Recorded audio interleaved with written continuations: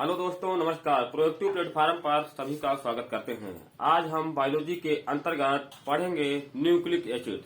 Nucleic acid यानी केंद्रक द्रव्य, ये कहाँ पाया जाता है? ये पिछली वीडियो में आपने पढ़ा था, लेकिन न्यूक्लिक एसिड है क्या, वो कितने प्रकार का होता है, इस प्रकार की जानकारी आज इस वीडियो में प्राप्त करेंगे। अगर एक और सूचना है, अगर आपको हमारी पढ़ाई हुई क्लास आपको अच्छी लग रही हो तो आप इसमें अन्य लोगों को जोड़ने का प्रयास और आप क्लास को पूरा समय देकर पढ़ने का प्रयास करें, ऐसा आपसे आशा की जाती है। जैसा कि न्यूक्लिक एसिड को हिंदी में क्या कहा जाता है? केंद्रक द्रव्य। न्यूक्लिक एसिड कहाँ पाया जाता है? कोशिका के अंदर पाया जाने वाला एक केंद्रक। कहाँ पाया जाता है? केंद्रक। केंद्रक का रूप ऐसा था। अब इस केंद्रक के बाहर का हिस्सा जो है वही तो कोशिका का आवरण था। तो केंद्रक कहाँ पाया जाता है? कोशिका के मध्य में। और केंद्रक द्रव्य कहाँ भरा होता है? इसी कोशिका में।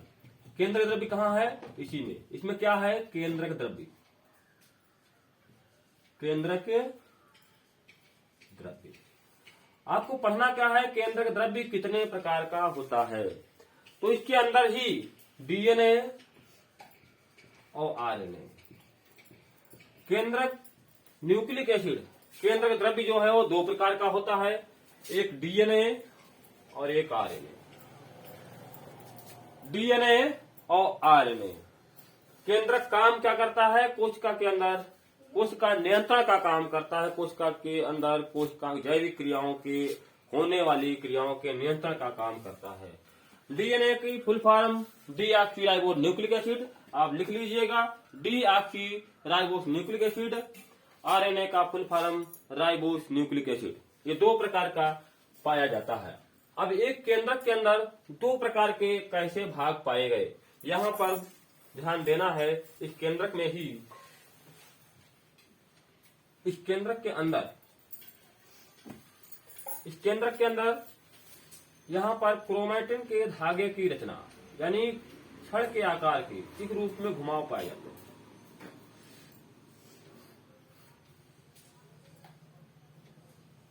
दो घुमाव आपने देखा। इसमें जो इस प्रकार का दोनों तरफ मुख खुला था, एक में दोनों एक साइड का बंद था। ये कैसे था? जैसे इस केंद्रक के अंदर एक के कई जगह से ये कटा होता है, तो कटे होने वाले हिस्से से इस प्रकार से आ गया, लेकिन एक तरफ बंद है। यहाँ क्या है? बंद है। तो एक तरफ का हिस्सा इस प्रकार से। तो दो प्रकार की रचनाएं पाई गई इसके अंदर। तो एक क्या है? ये डीएनए। एक क्या है? ये आरएनए।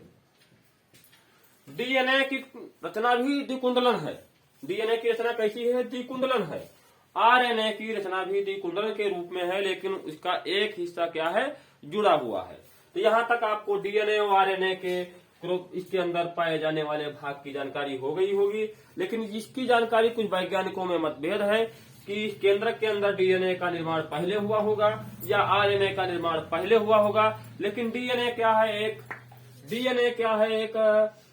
पीढ़ी दर पीढ़ी पहुंचाने वाला लक्षण है। ये आनुवांशिक लक्षण, आनुवांशिक पदार्थ के नाम से जाना जाता है। जेनेटिक मटेरियल जिसको कहते हैं, अंग्रेजी में क्या कहते हैं?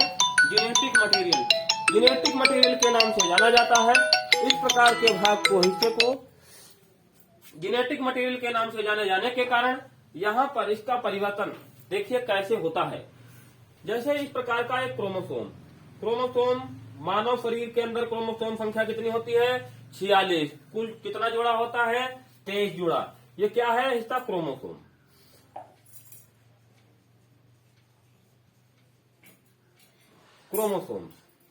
ये क्रोमोसोम्स है। क्रोमोसोम्स दो हिस्से हैं। जोड़ा का मतलब क्या है? एक हिस्सा ये है और एक ये है। इसलिए क्या कहा जाता है? मानव का उदाहरण लेते हैं। मानव का, तो मानव में कुल संख्या 46 है। जोड़ा कितने हैं? 23 जोड़ा। 23 जोड़ा गुणसूत्र है। क्या है? क्रोमोसोम 23 जोड़ा। लेकिन 23 जोड़े में इसमें भी बात है कि एक 23 जोड़े में मानव में एक स्त्री और पुरुष और स्त्री दोनों में अलग अलग प्रकार का।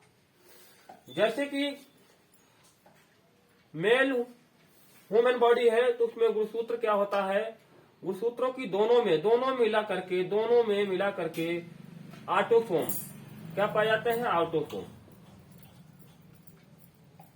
पूछा जाता है ऑटोसोम क्रोमोसोम की संख्या। ऑटोसोम क्रोमोसोम की संख्या जो है वो होती है 22 जोड़ी।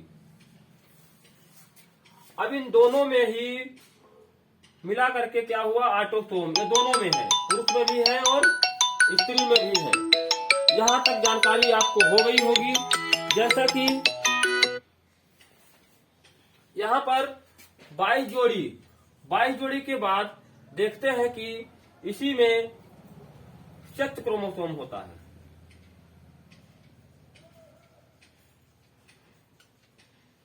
सेक्स क्रोमोसोम क्या होता है, सेक्स क्रोमोसोम मेल में क्या होता है 22 प्लस XY। तो 22 जोड़ा ये हुआ, एक जोड़ा ये हुआ, तो कुल कितना मिलाकर हुआ 23 जोड़ा। कितना हुआ 23 जोड़ा। फीमेल में क्या होता है, फीमेल में क्या हुआ 22 प्लस XX। यहां पर कुल मिलाकर कितना हुआ 23 जोड़ा। तो इस 23 जोड़ा हुआ। तो ये तो आपको पता चल गया कि मनुष्य में गुणसूत्रों की संख्या का विभाजन कैसा है। लेकिन यहाँ पर ध्यान देना है कि जोड़ा क्या चीज है। गुणसूत्र का एक हिस्सा इधर और एक हिस्सा ये जोड़ा है, यानी एक हिस्सा ये ऑटोसोम्स में और एक ये क्रोमोसोम्स में, ये मतलब सेक्स क्रोमोसोम्स में पाया जाता है। ये ऑटोसोम क्रोमोसोम और ये सेक्स क्रोमोसोम्स में चला जाता है। और सेक्स क्रोमोसोम्स में क्या कहा जाता है कि आनुवांशिक लक्षण पीढ़ी दर पीढ़ी पहुंचते रहते हैं। कैसे कि जहां पर वैज्ञानिकों ने क्या किया, इसका एक लच्छा, इधर के क्रोमोसोम का एक लच्छा खींचने पर बाद और कहीं और इसको क्या किया गया, इसको यहाँ पे क्या किया गया, इस लच्छे को और खींच दिया गया। तो खींचा गया तो एक रचना डीएनए की क्या हुआ, जीन का रूप, यहाँ पे क्या हुआ जीन जैसा रूप निकलने लगा, यानी द्विकुंडलन रचना भी निकल आई। फिर क्या करते हैं, इसको फिर उसी में हम अगर टच कर देते हैं तो फिर वो पुनः अवस्था में फिर पहुंच जाता है। इस प्रकार से रचना में अलग अलग प्रकार के जो भाग पाए जाते हैं, यहाँ पर भाग के हिस्से के ज्वाइंट को ही एक जीन के रूप में परिवर्तित किया गया। ये क्या है, जीन। अब जीन क्या होता है, हमारे शरीर के अंदर जीन जो है यही तो आनुवांशिक वाहक है, यानी जीन को क्या करता है, ये अनलेखन का काम करता है। एक प्रकार के हमारे शरीर के अंदर बताता है, निर्देश देता है कि जब किसी भी सजीव प्राणी के जीव का निर्माण होना शुरू होता है तो जीन भी उसकी मुख्य भूमिका निभाता है। जीन क्या देता है कि जब माता के गर्भ में एक शिशु बालक का निर्माण होना शुरू होता है तो जीन ही उसका निर्देश देता है कि यहाँ पर ऐसे नाक बनना है, ऐसे कान बनने हैं, यहाँ पर इसी प्रकार के शरीर के निर्माण में हाथ बनने हैं, हाथों में 5 उंगलियां होनी है या 2 हाथ होने हैं। जब जीन में ही परिवर्तन हो जाता है, जब डीएनए के डिफरेंस हो जाता है, तभी मानव में 5 उंगली के स्थान पर 6 उंगली हो जाती है।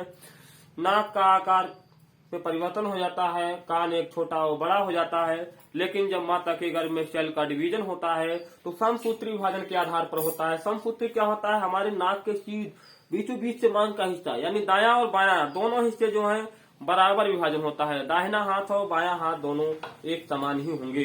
इस प्रकार की स्थिति पाई जाती है। तो जीन के अलावा भी जो इससे डीएनए को आपको पता चल गया होगा कि डीएनए को इसको कैसा रचना पाई गई, इस प्रकार से खींचा गया तो डीएनए का रूप कैसा पाया गया, द्विकुंडलन। कैसा रूप पाया गया, द्विकुंडलन रूप पाया गया। ये क्या है, ये यहाँ पर क्या है, आपने देखा होगा एडेनोसिन, ग्वानिन, साइटोसिन, थाइमिन, इस प्रकार के ये भाग पाए जाते हैं। तो एडेनोसिन, ग्वानिन, थाइमिन, साइटोसिन ये हमारे अंदर पाए जाने वाले जीन्स के परिवर्तन के आधार पर ही हैं। तो यहाँ पर आपको डीएनए के क्रोमोसोम्स के बारे में आज इस क्लास में बताया गया है। आरएनए का कैसा होता है, इसके प्रकार, और डीएनए के प्रकार अगली वाली क्लास में बताया जाएगा। यहाँ तक आज ही क्लास एंड होती है। एक बार फिर से रिवीजन कर लेते हैं। जैसे क्रोमोसोम मनुष्य में कितने होते हैं, 46 होते हैं। कितने जोड़ा, 23 जोड़ा। लेकिन इसमें क्या होता है, एक autosome, number 1 autosome, number 2 sex chromosome. Sex chromosome की संख्या कितनी होती है, दोनों में सेक्स क्रोमोसोम की संख्या 2 होती है, यानी एक जोड़ा अलग अलग। कौन कौन से, एक यक्षक और एक XY। ये हमारे 6 क्रोमोसोम्स हैं। तो ये हमारे काहे में है, फीमेल में, और ये काहे में है, मेल में। तो मेल ह्यूमन बॉडी, ये ह्यूमन बॉडी की बात हो रही है। मानव शरीर में ह्यूमन बॉडी 2 तरीके की है, एक मेल है और एक फीमेल है। मेल में क्या है, 22 गुणसूत्र यानी 22 जोड़ा, 22 जोड़ा, और यहाँ पर 1 जोड़ा। 22 जोड़ा कुल मिलाकर कितना हुआ, 23 जोड़ा। कुल संख्या कितनी हो जाएगी, 46। इसमें क्या हुआ, 22 जोड़ा प्लस 1 जोड़ा, कितने कुल मिलाकर कितनी संख्या हो जाएगी, यहाँ भी 46 हो जाएगी। तो यहाँ तक आपकी जानकारी हुई होगी। डीएनए का मॉडल किसने प्रस्तुत किया था, वाटसन क्रिक ने डीएनए का मॉडल प्रस्तुत किया था। ये जो रचना दिखाई दे रही है, ये वाटसन क्रिक ने। इसको क्या हुआ, यहाँ पर गुणसूत्र के एक ही भाग पे हिस्से को खींचा जाए और फिर पुनः उसी प्रकार से परिवर्तित किया जाए तो ये घूमी हुई रचना आपको दिखाई देगी। इस प्रकार से जीन को कहाँ देखेंगे, या हम न्यूक्लिक एसिड को कहाँ देखेंगे, पहले हम सेल्स को क्या करेंगे, मूव करेंगे। सेल्स को मूव करेंगे तो उसके अंदर केंद्रक दिखाई देगा।